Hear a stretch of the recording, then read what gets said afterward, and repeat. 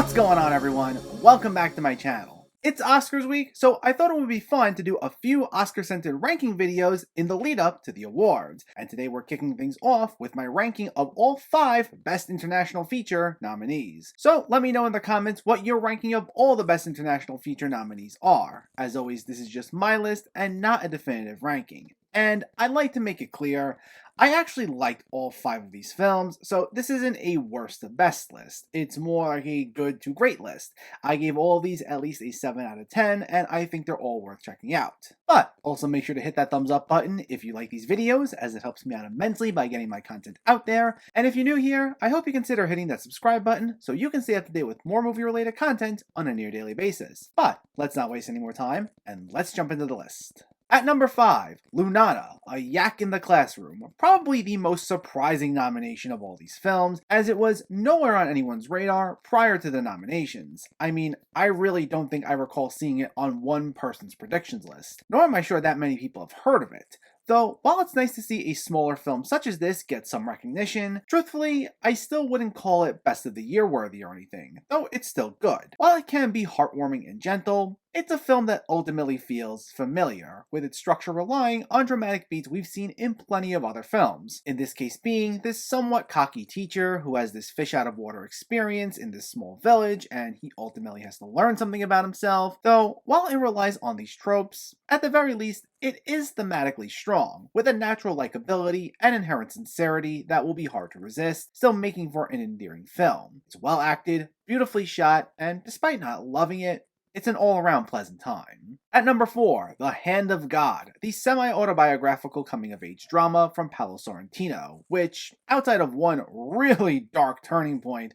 also takes on a mostly light, gentle approach in its story structure. Now, sometimes it can be a little to its detriment, as it tends to meander along with its somewhat loose narrative, exacerbated by a 2-hour-plus runtime and some moments of being emotionally disconnected, so it can sometimes be a bit hit and miss. But when it lands, it works quite well. It has plenty of rich character drama, as well as a surprising amount of quirky humor that I was not expecting at all, though to be clear, I wouldn't call this a dramedy or anything. And despite getting hit with some pretty heavy moments, the character drama and the quirky humor actually blend well together, offering us a number of effectively emotional moments that makes for a solid enough time overall. At number 3, Drive My Car, the Best Picture nominee from Ryosuke Hamaguchi, which also is the sort of film that shouldn't have worked for me, but really managed to be a pleasant surprise. Despite a 3-hour runtime, a dialogue-heavy format, and subject matter revolving around grief, I was shocked by how consistently engaging it was. The characters felt relatable, and the conversations and monologues didn't feel like they alienated the audience, feeling very therapeutic in nature without coming off just like giant sluggish exposition dumps. And this was also another one where, despite some heavier subject matter,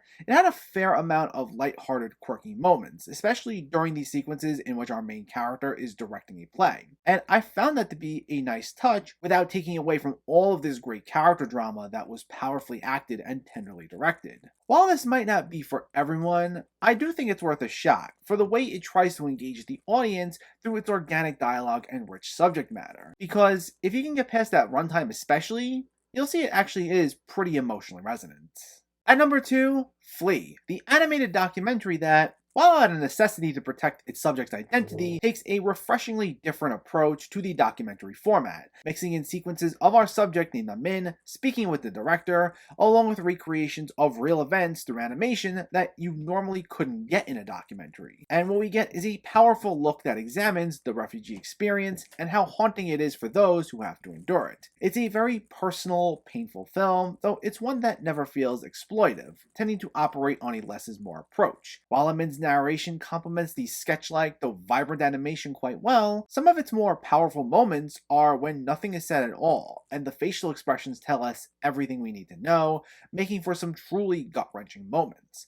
While a personal story, it's one that needed to be told, mixing in strong themes to make for a moving experience. But in first place is The Worst Person in the World, a refreshingly honest look at how we're always in an internal battle to figure ourselves out, showing us a protagonist who's approaching their 30s and still doesn't have it all together. So it kind of flips the whole coming of age drama on its head a bit, playing a little bit into those tropes, but with someone who's at a completely different stage of their life. It can feel a little existential in its approach, but it's also one that's full of heart, while also containing plenty of laughs through some dark humor, usually finding a consistent balance between the two, allowing it to connect with the audience quite easily. While its relatable screenplay is one of its strongest elements, even pulling in a Best Original Screenplay nomination, it's primarily anchored by Renata Reinsby's excellent lead performance, along with Joachim Trier's delightful direction, allowing for a consistently engaging experience. It's got great themes, timeless subject matter, a lot of laughs, wonderful acting, and it comes in as my number one favorite of the Best International Feature nominees.